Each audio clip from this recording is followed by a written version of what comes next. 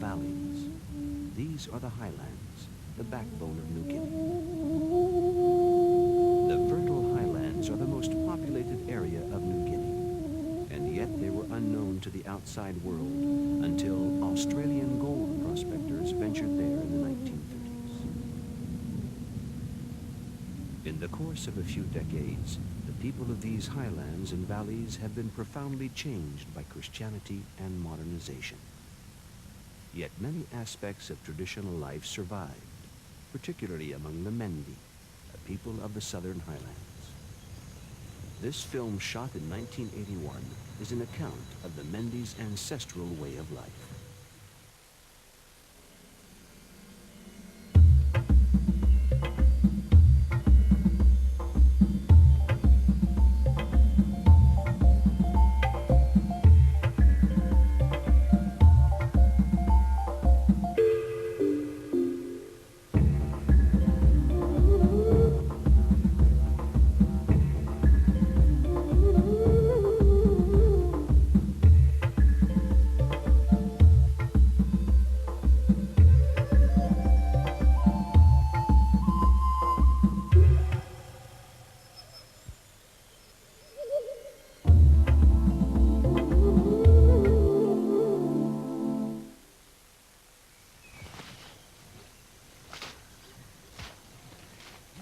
Here in the highlands, there's a clear division of work between men and women.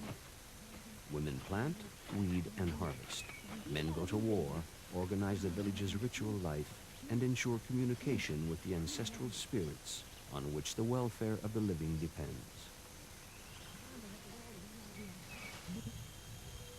In the village of Wogia, a man has become ill.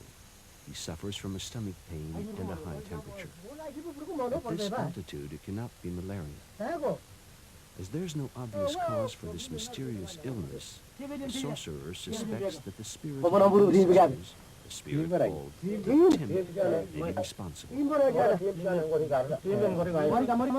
To appease this spirit, a ritual also called the Tim needs to be performed. It requires the participation of the whole village, which presents a slight difficulty, as the village of Wogia is made up of two opposing clans.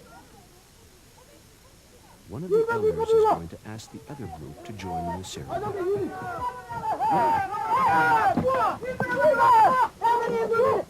His request is forcefully rejected.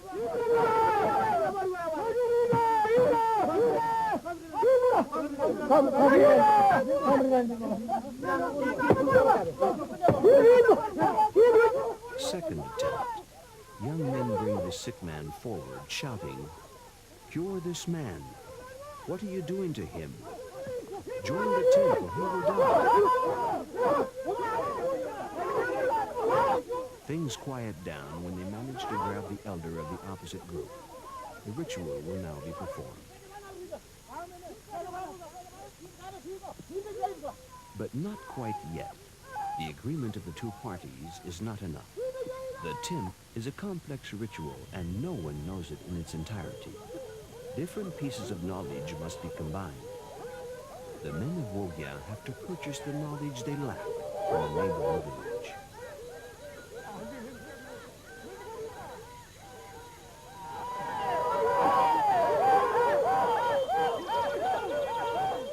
The transactions begin.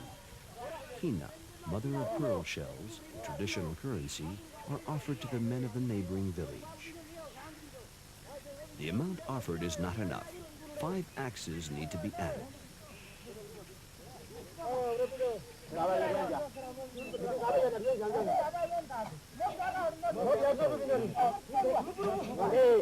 Satisfied at last, the men of the neighboring village agree to sell the magic leaves without which the Timp ritual cannot be carried out.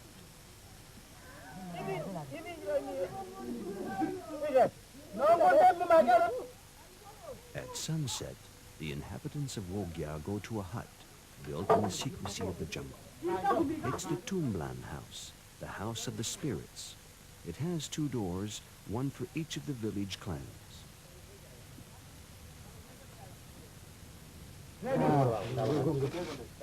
The fireplace is cleaned, and the magic leaves placed in it.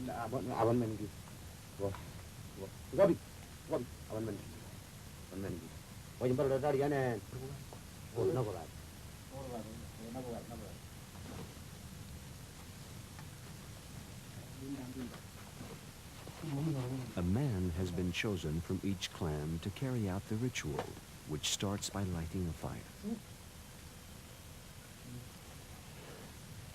The Timp spirit lives in the depths of the earth. To appease it, they must make a fire in the now purified hearth, on which they will roast a sacrificed pig.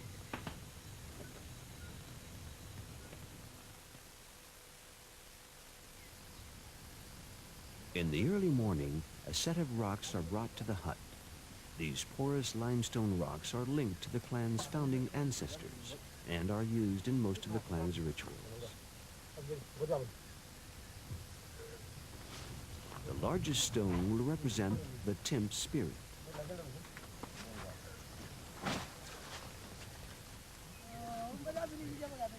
The pig to be sacrificed is then brought forward. The Timp is very partial to pig blood. It's sometimes necessary to sacrifice up to 6 pigs to quench its thirst. The blood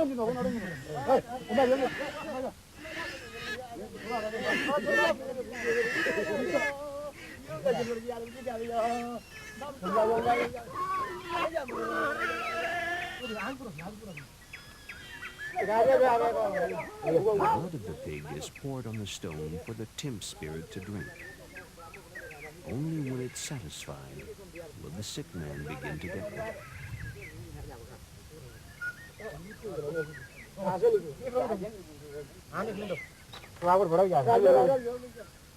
Once the spirit has drunk its full, the stones are taken back to their secret hiding place.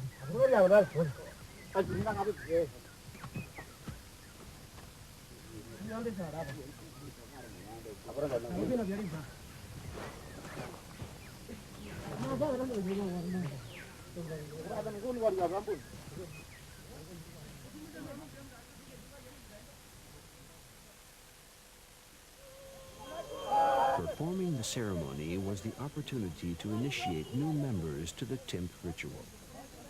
But before they're recognized as initiates, the young men have to pass one more test. They have to go from the men's house to the village square on their knees without ever raising their heads. Otherwise, the elders will crack their skulls.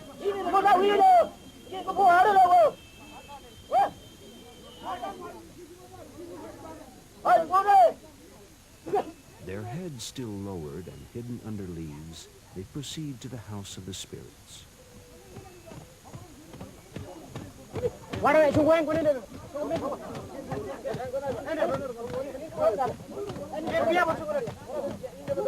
There, the women of the tribe wait.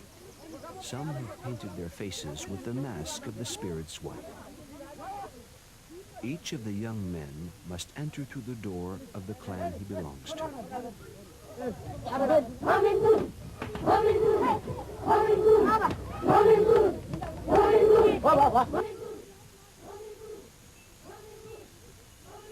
After they've danced, they share the meat of the sacrificial pig with the 2 masters of ceremonies. From now on, they're admitted to the mysteries of the Timp, one of the principal rituals in the life of the Mendi.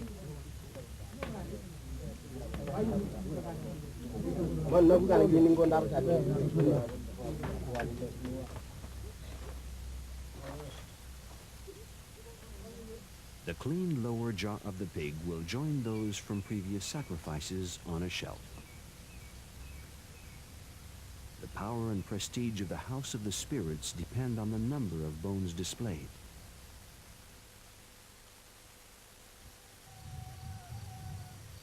Once the ceremony is over, the young men are free to devote themselves to the pursuit of love.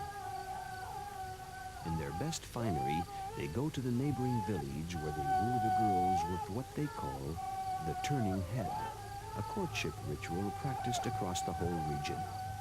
It goes on all night and calls on the young men's singing talents.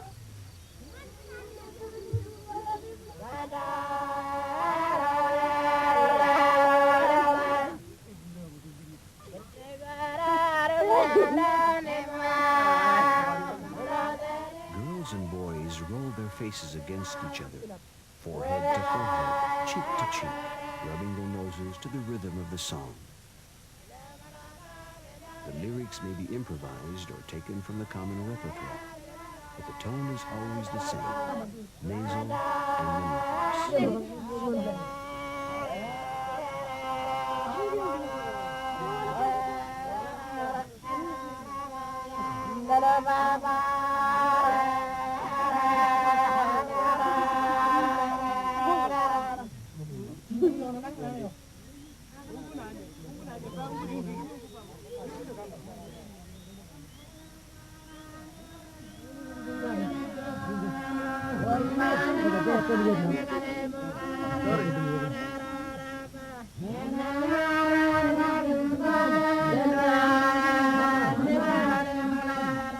To make sure everyone gets an equal opportunity and to avoid couples settling for the first option, partners switch regularly. The same gestures and the same songs begin again and will last throughout the night.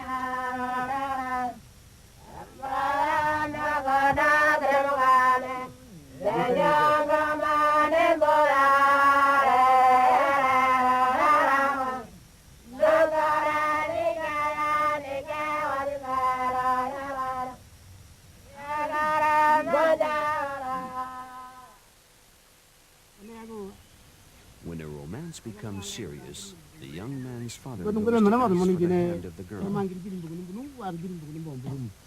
Marriage negotiations can be very intricate, and this time the suitor has chosen to be represented by an experienced relative. His father says that if his daughter agrees, they can marry tomorrow.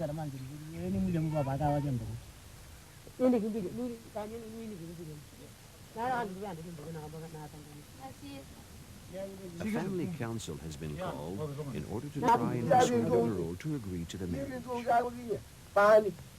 She flatly refuses.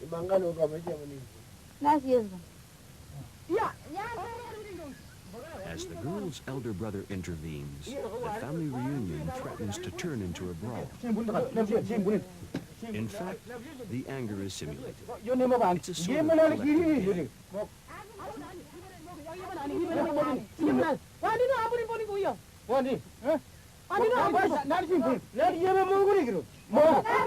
For the Mendi, being against is a kind of national sport, a much enjoyed tradition. Everything is a pretext for disagreement, even celebrations.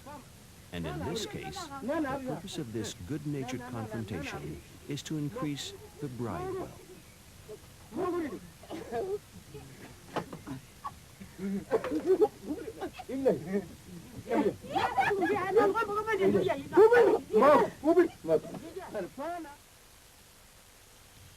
The suitor's father and his son's advisor call on members of their clan to gather the bride wealth agreed by the girl's family.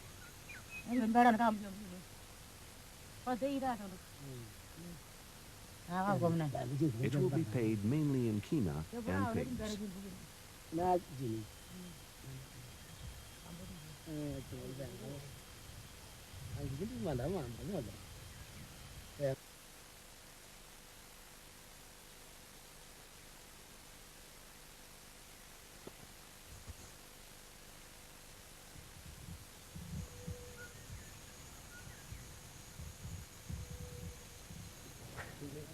That evening, the son prepares his ritual costume for the marriage ceremony.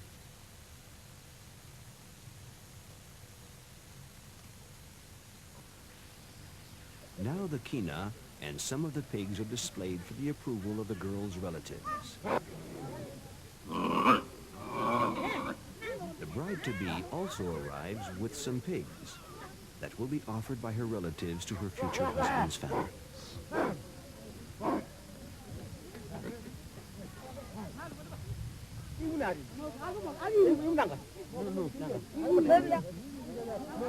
The bride's relatives carefully inspect the presents on display, discuss their value, and make their choice.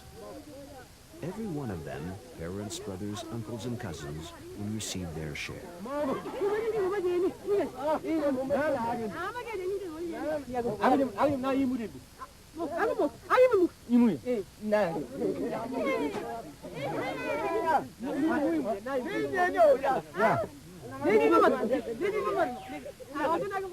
Only recently was cash included in the ceremonial exchanges.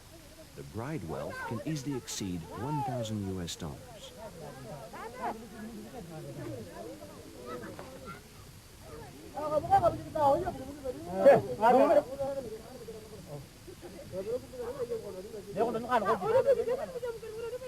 The bride's elder brother seems determined to spoil the ceremony, and beer makes things worse. He argues with his father and criticizes everything offered to him.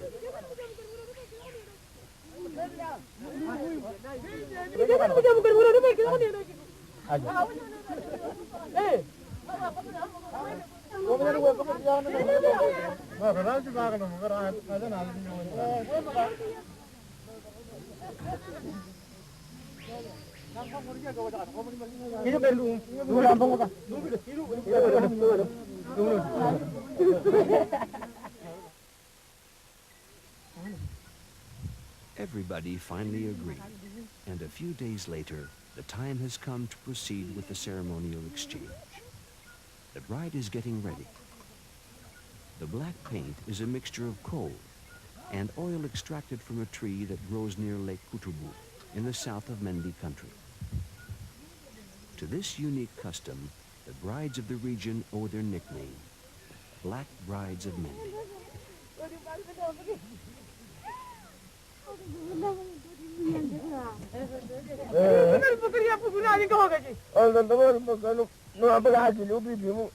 It's not without sorrow that her father lets her go. He not only loses a beloved daughter, but also a hard-working lady.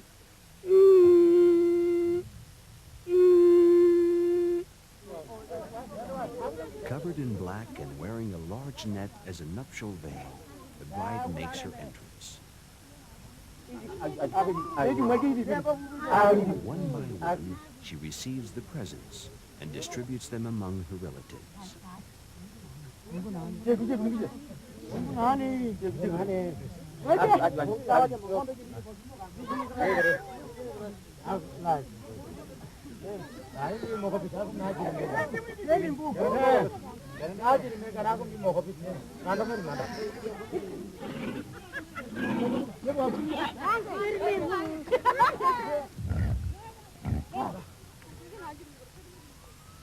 At the end of the ceremony, the young woman will move to her new house, taking with her the pigs given to her husband by her own family in return for everything they have received.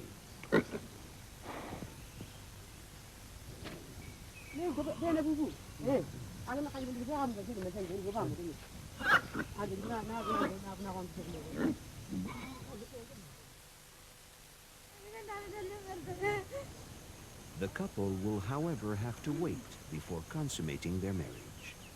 The time, as the Mendis say, for the bride's paint to have faded.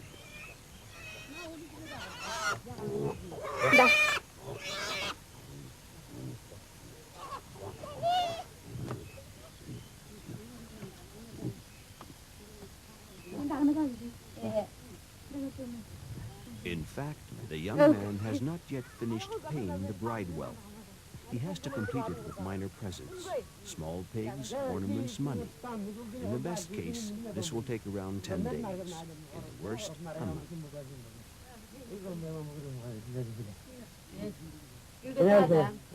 This period gives the bride time to get acquainted with her husband's family and prepare for her new life.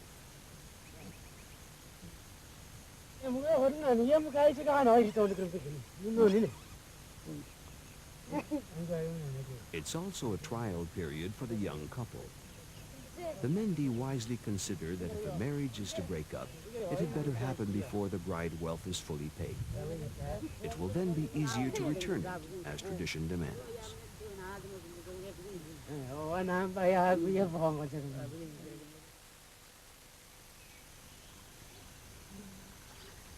The bride wealth has now been paid in full.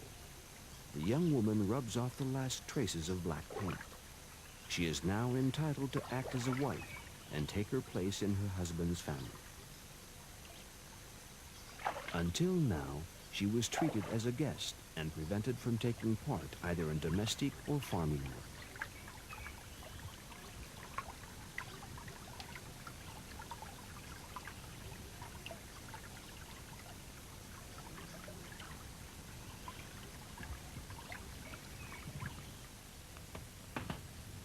For their first intimate dinner, the newlyweds will share a sweet potato, peeled and sliced with a ritual bamboo knife.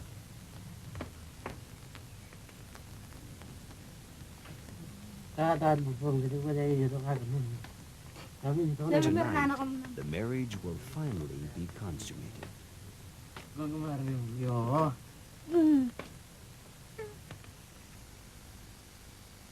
The Mendi do not see the bride wealth as the purchase of a wife, but rather as an advance payment for the work she will carry out. The exchanges will also establish a political alliance between two family groups. Further exchanges between the husband and his wife's family will tighten this bond for the duration of their marriage.